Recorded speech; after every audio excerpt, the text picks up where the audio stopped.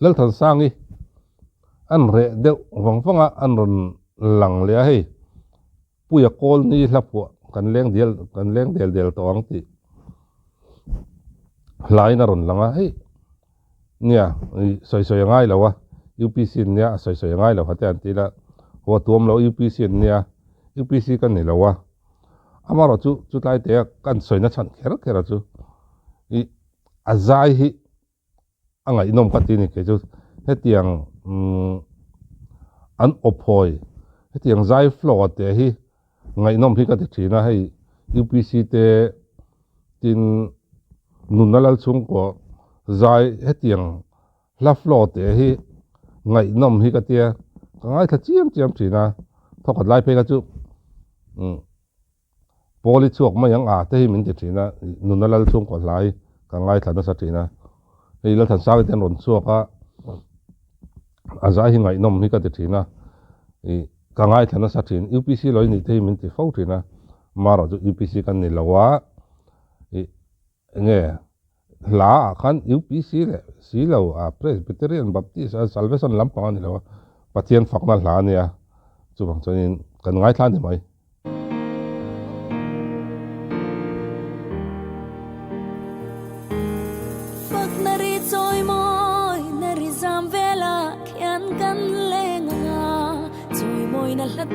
Kan sarwal to Satuanin limin kan leng del to ang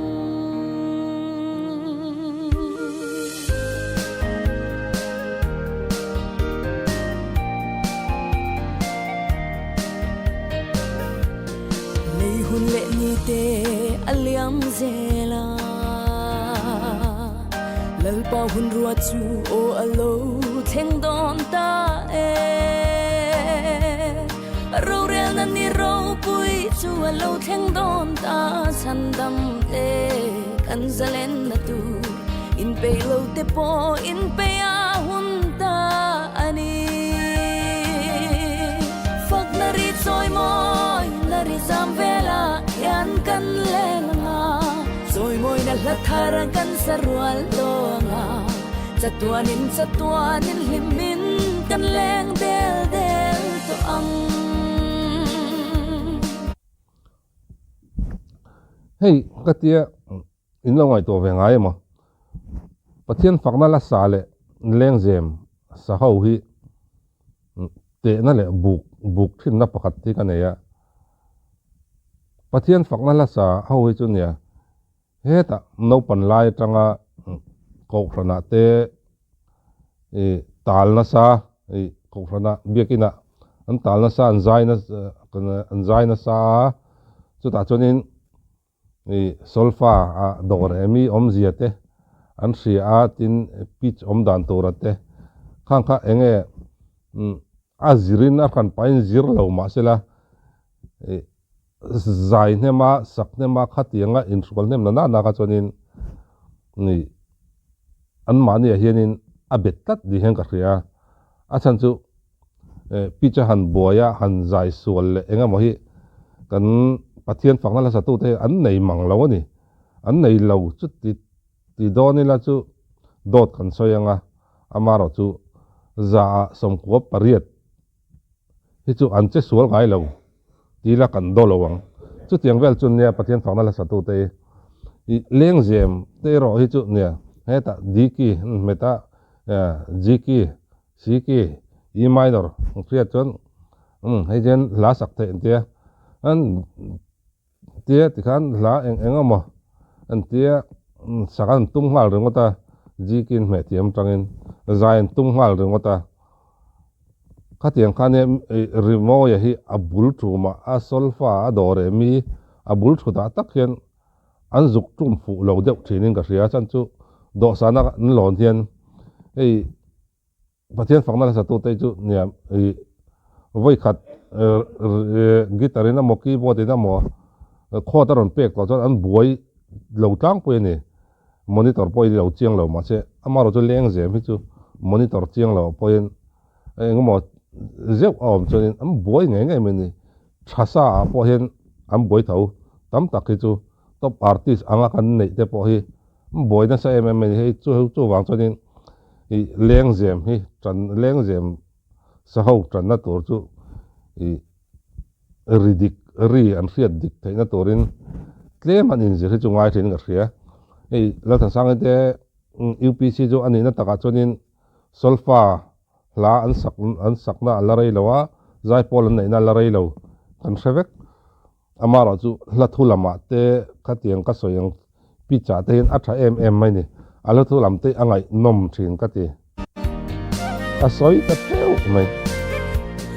Van Jerusalem thar khopui mo chu lal thuklung fa te tan rang abuan sai ani musit soi chiat na le endong elrel na ming wanga tuar zong te chu beram no liam nu khafakin kan la leng nga fak na ri choi moi na ri zam vela yan kan leng nga choi moi na la thar kan sarwal do nga chatuanin limin kan leng del del to ang ka du em chu hei la thu aron sentence aron pum na ang chi a la thu alam flow na thin ang chi te a lam puma an da an flow je an zai phone je thina te tin a la tu lam pum hi nia ani na ang tak te hian la hi aron lam puma a hun dik taka hian hei na than sang zai angai nom em thin na ani tang teu ngai thak tur hi om lowa a zai hi ha dam deuh te hianin kan ngai tha a hla hianin a hla thu a hian min chen pui del theia ei tuna a hla thu ang deuhin min chen pui del atiang kan luang del hian a hriat thin na than sang zai hi uluk deuh ngai thla ve chin maro angai nomasin thina na beram no ram zayon ram thiang lim angel vartele serafim te tualan chaina rang ka sa khopui moi lung man tam lai tual noa ma chuanin kan len za hun chua chatuanin limin lal ne makan oi to ang fak na ri choi moi na ri zam vela yan kan len nga choi moi na la thar kan sarwal do nga chatuanin limin kan leng del del to ang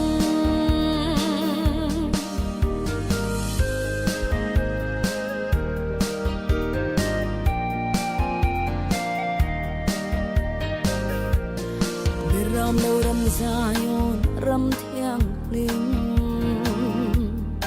angel vartele serafim te tualan chaina rangkat sa khopui moi lung man tam lai tual no ma chuanin kan len za hun chua chatuanin limin lal nun ne makan oi to ang fak na ri choi moi na ri zam vela yan kan leng nga choi moi na la thar kan sarwal do nga chatuanin limin kan leng del del to ang